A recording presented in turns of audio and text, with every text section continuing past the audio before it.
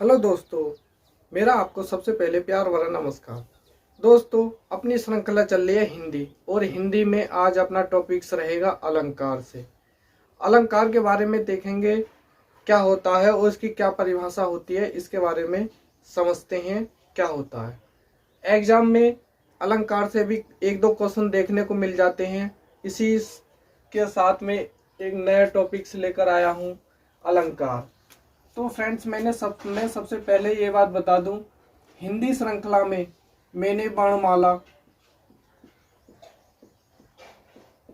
वर्णमाला का टॉपिक्स अच्छे से करा दिया है, ये देख लेना पिछली वीडियो में जाकर। और उसके बाद मैंने संधि भी अच्छे से ट्रिक के साथ मैंने बताई है। और एक टॉपिक्स आता है निपात। तो फ्रेंड्स, मैंने 3 टॉपिक्स अच्छे से करा दिए हैं, आप जाके वीडियो में देख सकते हैं। आज का अपना टॉपिक्स है अलंकार। अलंकार क्या होता है इसके बारे में समझते हैं और अच्छे से देखते हैं। दोस्तों, मैं आपको बता दूं, अलंकार से भी एग्जाम में काफी क्वेश्चंस पूछे जाते हैं। इसको देखते हुए आज टॉपिक्स डालते हैं अलंकार। तो फ्रेंड्स, सबसे पहले अलंकार की बात मैं बता दूं। अलंकार का अर्थ होता है, इसका अर्थ होता है चमकना।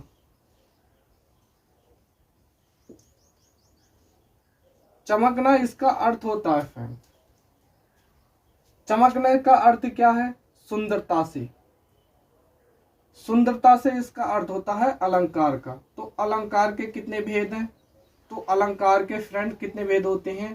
3 प्रकार के अलंकार होते हैं। 3 प्रकार के होते हैं। पहले नंबर पर लिखते हैं शब्दालंकार।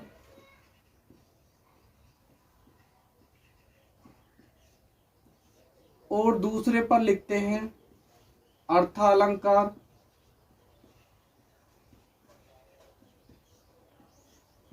और तीसरे पर लिखते हैं उभयालंकार। एग्जाम में क्वेश्चन पूछा जाए कभी फ्रेंड्स कि अलंकार के कितने भेद होते हैं, तो अलंकार के कितने भेद होते हैं? 3। कौन कौन से? शब्दालंकार, अर्थालंकार और उभयालंकार। अब देखते हैं फ्रेंड्स, सबसे पहले टॉपिक से डालते हैं शब्दालंकार। इसके बारे में समझते हैं शब्दालंकार क्या होता है और इसके अंतर्गत कितने अलंकार आते हैं।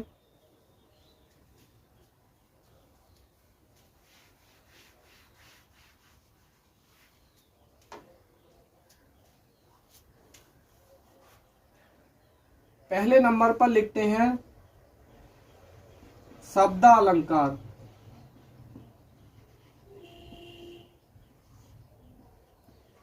तो शब्दालंकार को क्या देखते हैं फ्रेंड्स, इसको अच्छे से परिभाषित करते हैं, इसका अर्थ क्या होता है। पहले तो इसका अर्थ देखते हैं। अर्थ क्या होता है शब्दालंकार का? क्या कह सकते हैं? काव्य में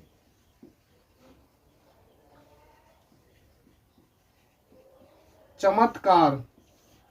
काव्य में चमत्कार, जो चमत्कार का कार्य करेगा किसी भी श्लोक में, तो वहां पे कौन सा अलंकार होता है? शब्दालंकार के अंतर्गत आते हैं। अब देखते हैं इसके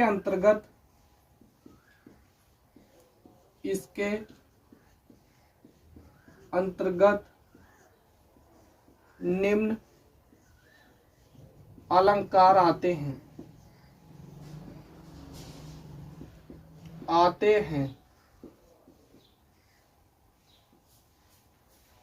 जैसे पहले नंबर पर आता है अनुप्रास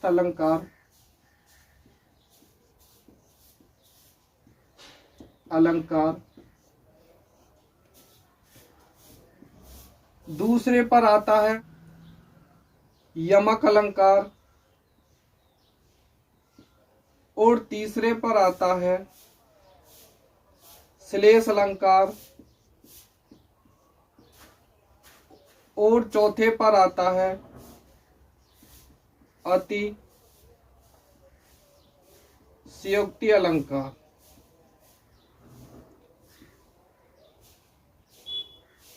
तो फ्रेंड्स मैं बता दूं, इसके अंतर्गत तो काफी अलंकार आते हैं, लेकिन अपने एग्जाम में अनुप्रास अलंकार और यमक अलंकार, श्लेष अलंकार और अतिशयोक्ति अलंकार, केवल इससे ही क्वेश्चन पूछे जाते हैं। चलो स्टार्ट करते हैं और पहले नंबर पर डालते हैं अनुप्रास अलंकार। अनुप्रास अलंकार क्या होता है इसके बारे में समझते हैं। पहले नंबर का अलंकार डालते हैं अनुप्रास अलंकार। अनुप्रास अलंकार को देखते हैं और इसकी परिभाषा या पहचान लिखते हैं इसकी। तो सबसे पहले लिखते हैं पहचान।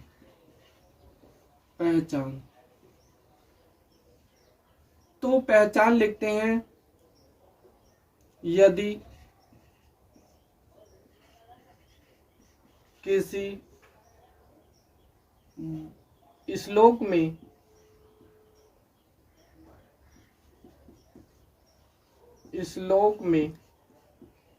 किसी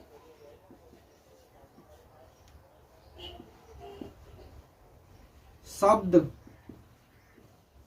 में वर्ण की एक या एक से अधिक आवृत्ति होती है, वहां अनुप्रास अलंकार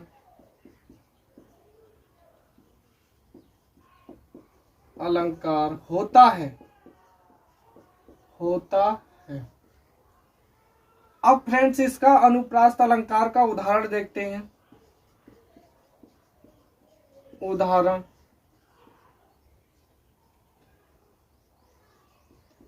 चारों चंद की चंचल किरणें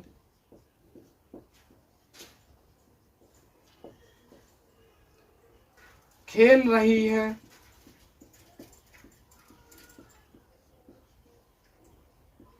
जल थल में।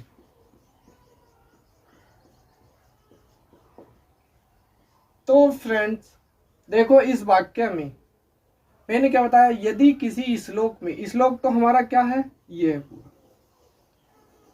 श्लोक है, में किसी शब्द देखो कोई सा शब्द है, जैसे ये दो शब्द हैं, में बण का मतलब ये कोई एक बण की एक या एक से अधिक आवृत्ति, यानी एक से अधिक आवृत्ति का मतलब क्या होता है, बार बार। देखो यहाँ च है और यहाँ पे भी च है, होती है, वहां अनुप्रास अलंकार होता है। तो क्या कह सकते हैं, चारों चंद की चंचल किरणें खेल रही हैं जल थल में। तो इस वाले श्लोक में कौन सा अलंकार है, तो फ्रेंड्स अनुप्रास अलंकार है। अब अनुप्रास अलंकार के अंतर्गत ही कुछ अलंकार आते हैं, इसके भेद माने जाते हैं। अब उन भेद को देखते हैं। जैसे पहले नंबर पर आता है छेकानुप्रास अलंकार।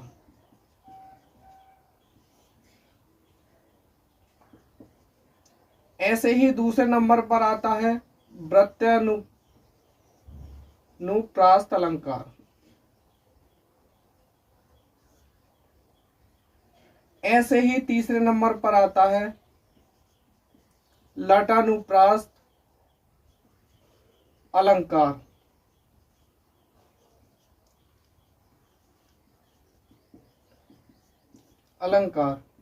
तो इसके अंतर्गत ही कितने आते हैं, कई सारे भेद आते हैं, लेकिन एग्जाम में क्या पूछा जाता है, छह का पूछा जाता है या फिर वृत्तानुप्रास अलंकार पूछा जाता है, लटानुप्रास, इन तीनों में से ही पूछा जाता है। चलो देखते हैं इसको, तीनों को देखते हैं एक एक करके।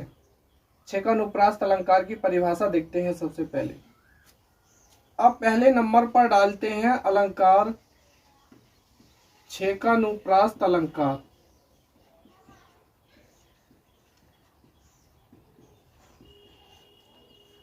तो छेकानुप्रास्त अलंकार की परिभाषा देखते हैं। सबसे पहले इस अलंकार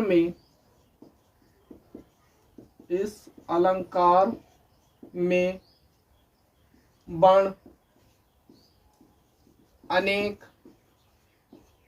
या एक ही क्रम में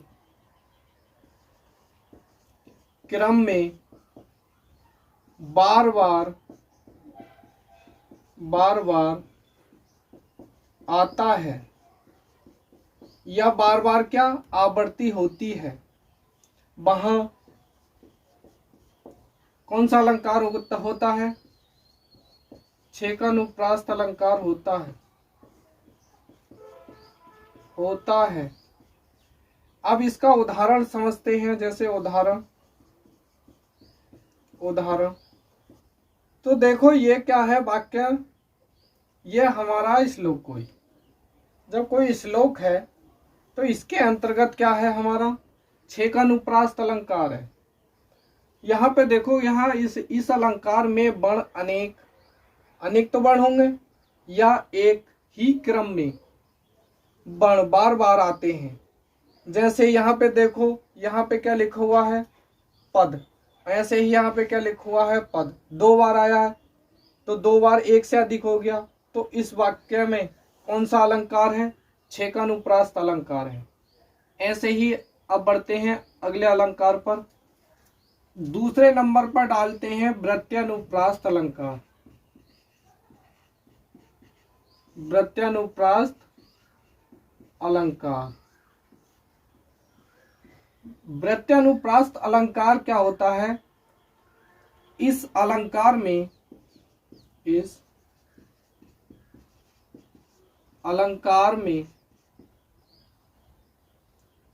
किसी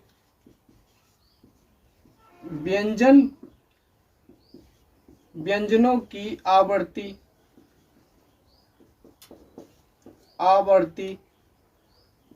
बार बार होती है वहां वृत्यानुप्रास्त अलंकार होता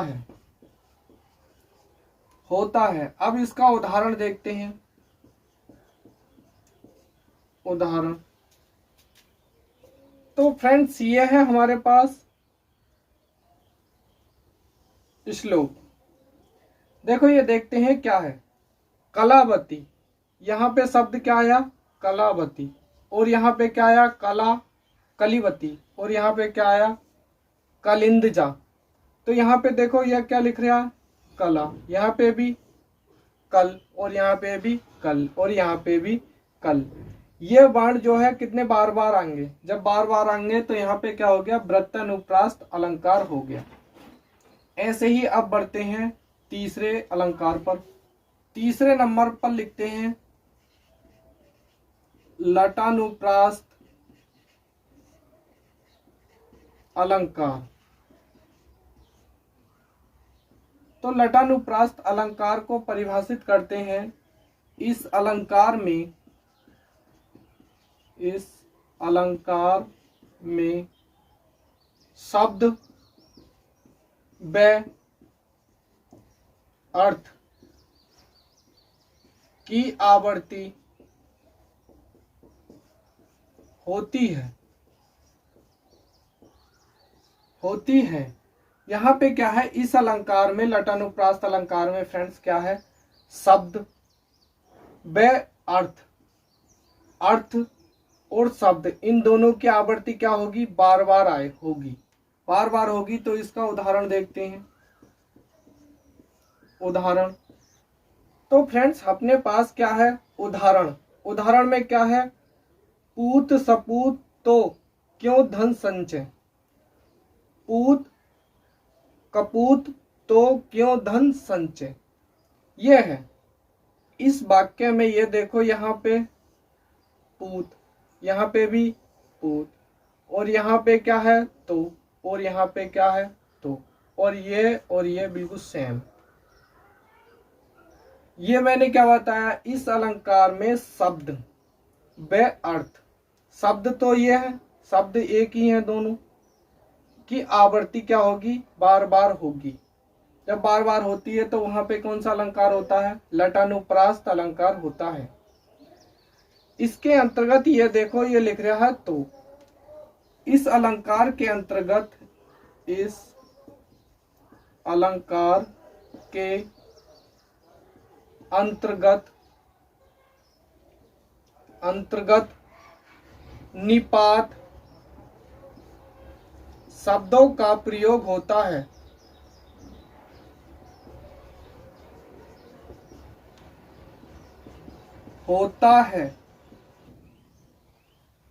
तो फ्रेंड्स मैं बता दूं, इस अलंकार के अंतर्गत निपात शब्दों का प्रयोग होता है। अब निपात, मैंने पिछली वीडियो में निपात का चैप्टर करा दिया है, जो आप देख सकते हैं निपात क्या होता है। तो निपात के अंतर्गत कितने आते हैं, 9 वर्ण आते हैं, जैसे तो, ही, भर आदि शब्द किसके अंतर्गत आते हैं, निपात के अंतर्गत आते हैं। और निपातों की संख्या कितनी होती है, 9 मानी जाती है। एग्जाम में कई बार क्वेश्चन ये पूछा गया है, निपातों की संख्या कितनी है, तो कितनी है, 9। अब बढ़ते हैं, अनुप्रास्त अलंकार के कुछ भेद करा दिए हैं। अब इससे आगे बढ़ते हैं यमक अलंकार पर। दूसरे नंबर का अलंकार डालते हैं, जैसे यमक अलंकार। यमक अलंकार, तो यमक अलंकार को सबसे पहले ये देखते हैं क्या होता है इस अलंकार के अंतर्गत। इस अलंकार में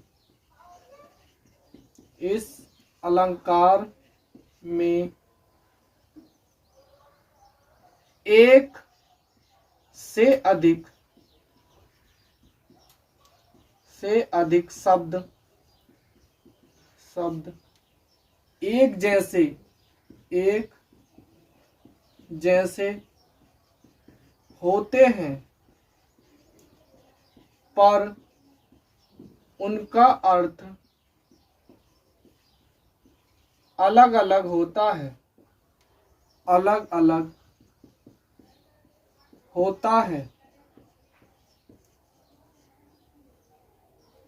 देखो समझो, यहां क्या लिखा है, इस अलंकार में एक से अधिक शब्द हों, पर उनका अर्थ क्या होता है, अलग अलग होता है। और शब्द कैसे होंगे, वो एक जैसे होंगे। उदाहरण जैसे कनक कनक, तेल 100 गुनी,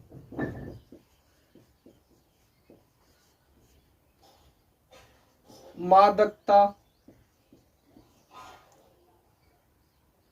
अधिक आय, बा खाए, बोराए, बा पाए, बोराए। तो यहाँ पे देखो, इस श्लोक के अंतर्गत यहाँ पे क्या है, कनक, यहाँ पे क्या है, कनक। एक कनक का अर्थ है धतूरा,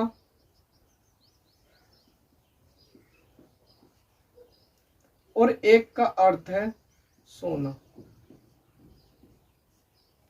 तो फ्रेंड्स मैं बता दूं, यहाँ पे अगर धतूरा बंदा आदमी खा लेता है तो भी क्या हो जाता है, मर जाता है। और यहाँ सोना भी ज्यादा किसी भी बंदे को आदमी मिल जाता है ज्यादा, तो वो भी क्या हो जाता है, बोराया जाता है।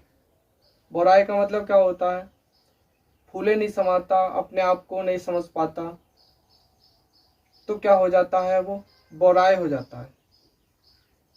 तो इस वाक्य में, इस अलंकार में कौन सा अलंकार है, यमक अलंकार है।